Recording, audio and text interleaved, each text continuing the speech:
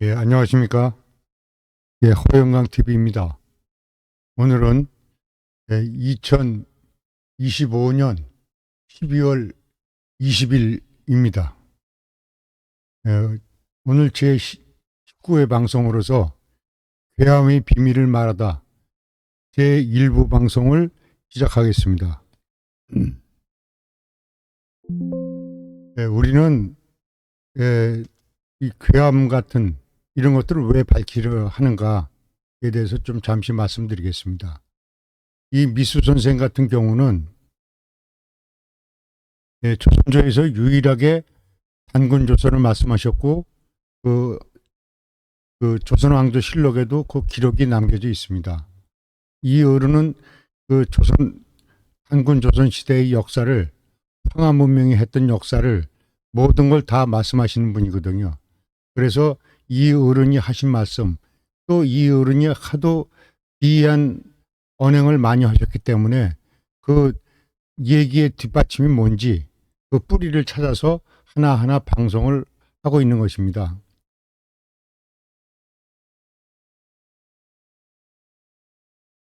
우리는 이러한 그 역사를 통해서 그 새로운 문명을 창조하고자 이러한 방송을 하고 있습니다.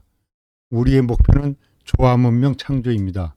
인류 모두가 다 함께 잘 사는 그런 사회를 만들자고 하는 그런 의미에서 이 방송을 하는 것입니다. 우리의 목표는 디지털 문명입니다. 앞으로 이 디지털 문명을 창조하면서 임진강 문화권의 희락을 부활하고 세계 문화의 중심에 대한민국이 서야 된다는 그런 의미에서 이 방송을 실시하는 것입니다. 오늘은 괴함에 대한 얘기를 주로 드리도록 하겠습니다.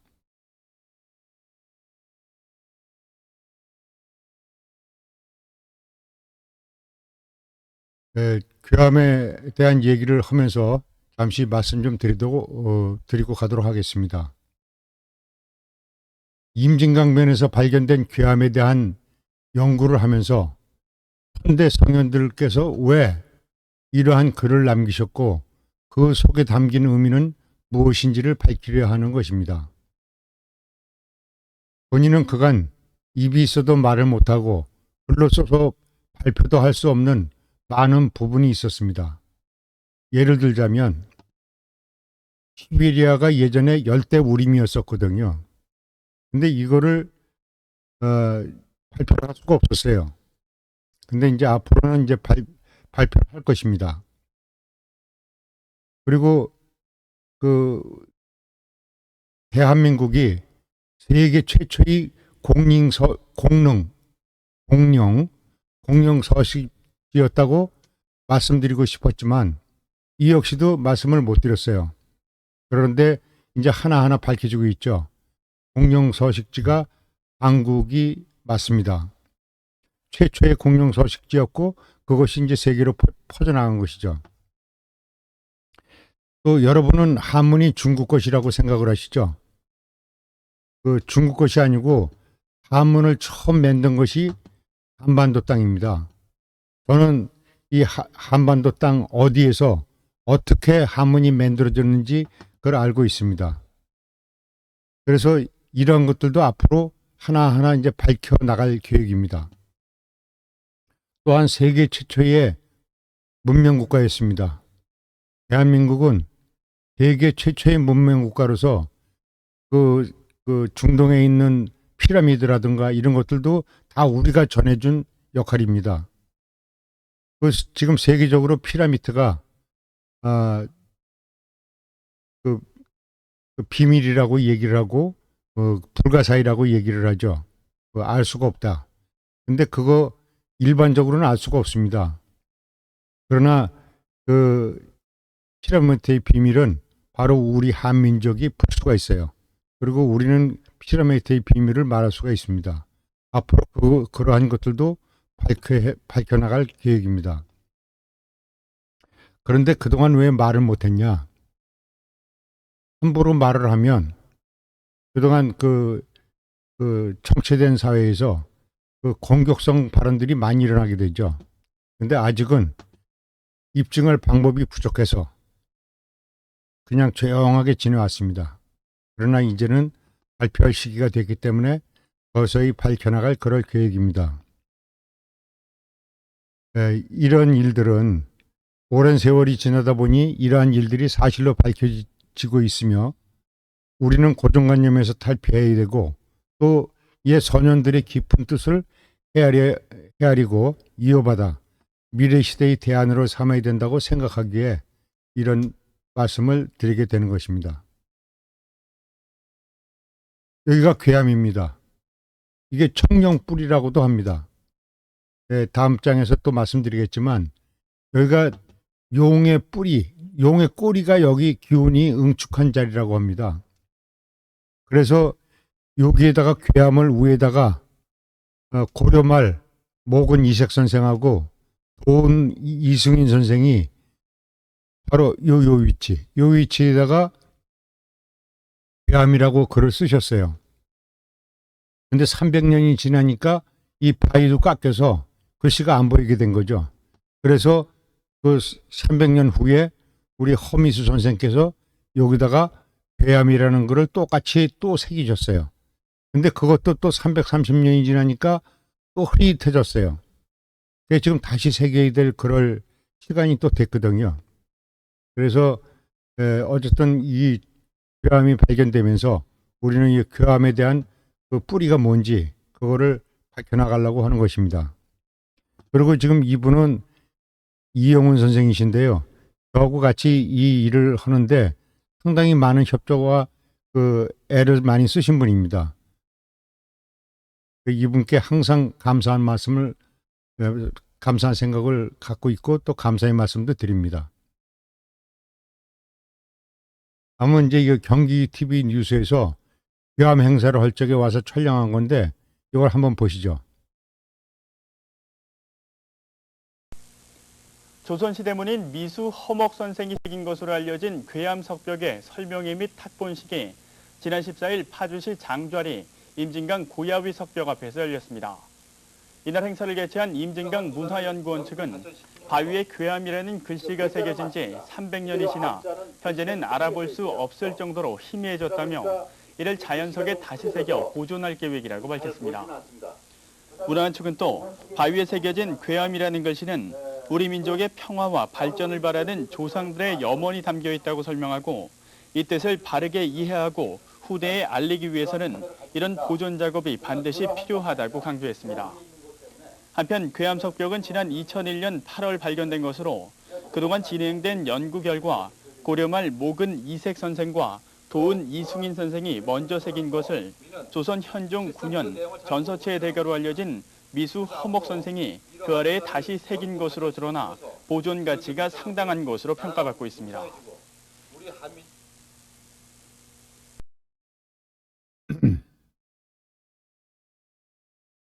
예, 지금 보신 자리가 이 괴암 그 바위가 여기 있는 겁니다. 그 괴암 여기가 강이거든요. 이 강이기 때문에 하절기에는 여기 들어갈 수가 없어요. 동절기 때 1월달, 2월달 꽁꽁 얼었을 때 그때 여기 들어갑니다. 또 어떤 땐 차를 끌고도 들어가요. 괴암이 바로 이 호로고루성 바로 맞은편 위쪽에 이 괴암이 있습니다. 근데 이제 그 아까 청룡뿔이라고 말씀드렸는데 여기가 그 용머리입니다. 용머리고 여기서 이렇게 그 강이 흘러서 이렇게 내려가면 여기가 용의 뿌리랍니다. 꼬리. 그 꼬리를 옛날 어른들이 청룡뿔이라고 불렀어요. 청룡의 뿌리다. 괴암바위라고도 하고. 그러니까 이제 여기 여기 지금 뒤기나루라고 했는데 이 용머리 두질이 지금 현재는 이제 두질이라고 그러는데 옛날엔 뒤기라고 불렀습니다. 뒤기나루에서 그 배를 그 황포도배를 띄워서 이렇게 내려가서 요 호로구르성 앞에서 돌아서 다시 이렇게 올라오면서 그 배에서 설명하시는 분이 요 괴암도 설명해 주십니다. 예, 그런데 여기서 일화를 하나 말씀드리고 가겠습니다. 여기 용머리가 있는데요. 이 용머리에 대한 전설을 좀 말씀드릴게요. 이 가막산 정상에 오르면 여기가 675m인데 가막산 그 동남쪽으로 약간 내려가면 거기 여기도 정상인데 인곡정 굴이 있어요. 인곡정 굴을 내려가면 한 높이가 한 2m 정도, 한 2m, 2m 50 정도 되는 높이의 굴이 나오는데 조금 들어가면 겨 들어가야 돼요. 그래서 겨서 안으로 들어가면 또 높아져요. 그럼 거기 높아진 데 또 한참 걸어 들어가면 거기 연못이 있어요. 이 연못에 물이 있는데 이 산꼭대기 거기에 그 굴 안에 연못이 있다는 게 신기한 거거든요. 근데 거기다가 돌을 던지면 돌이 바로 요 뒤기나루 일로 나온답니다.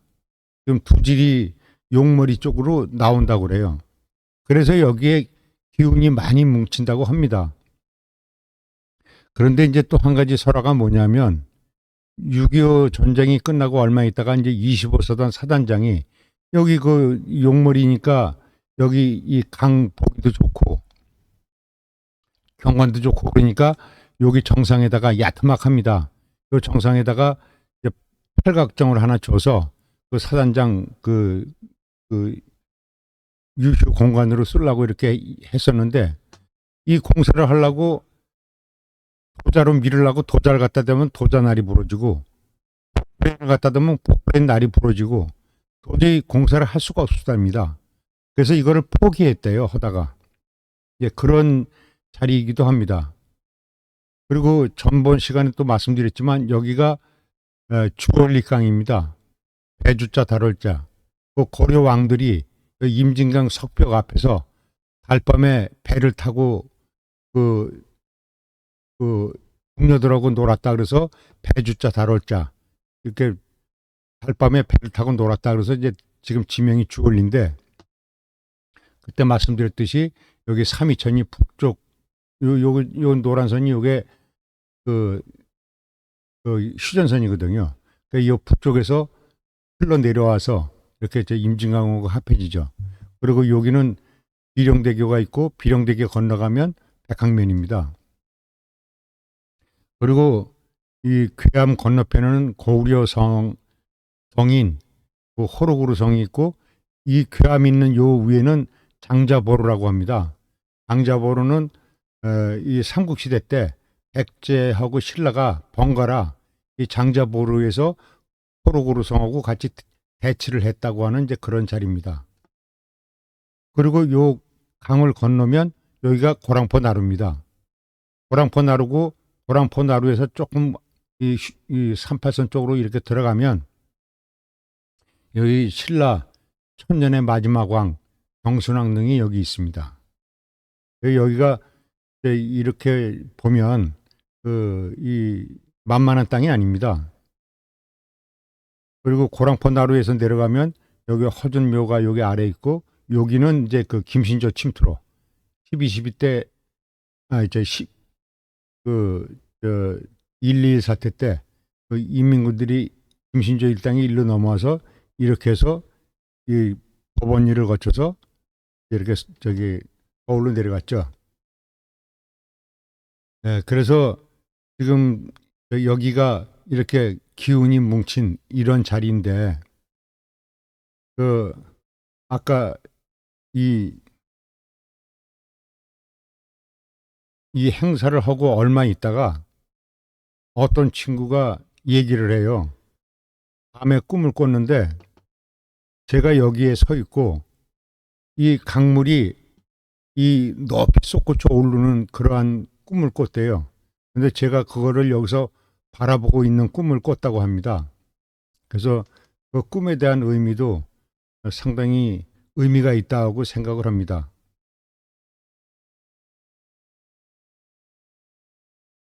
네, 그리고 지금 여기가 괴암이고요. 여기가 호로구르 성이고 여기가 장자보로입니다. 그리고 여기가 자지포예요. 임진강 물이 서해에서 조수가 밀려오는 게 딱 여기 자지포까지만 올라옵니다. 이 위에는 이제 조수가 없어요. 여기까지만 조수가 올라옵니다. 그리고 짠물은 그 탄현 문산 쪽에까지만 올라왔었는데 지금은 그 화석정 있는 데까지 짠물이 올라옵니다. 어쨌든 서해 조수가 영향이 여기까지 딱 미친다.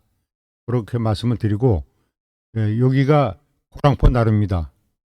그리고 요 안에 정순항릉이 있죠.